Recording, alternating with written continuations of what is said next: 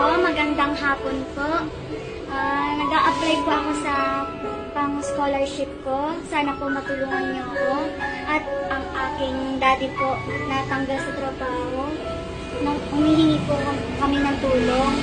And ang daddy ko po nagkaroon po ng kapansanan. Siya po ay isang momo. Daddy, magsalita sa mga. Magsalita. Gusto magsalita ka naman dito. Bilisan mo.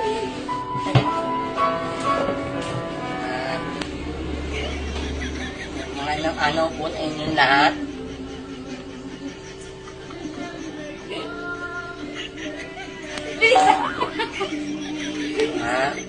Nais ko po ng humingi na tulong sa scholar team.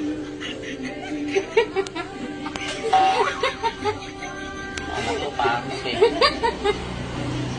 Bilisan.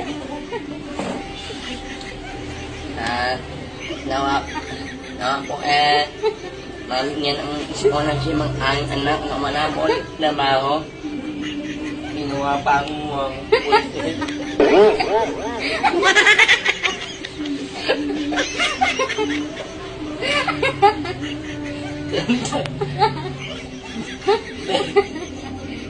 Yung anak mo yan, nawang visit ko pahamak eh.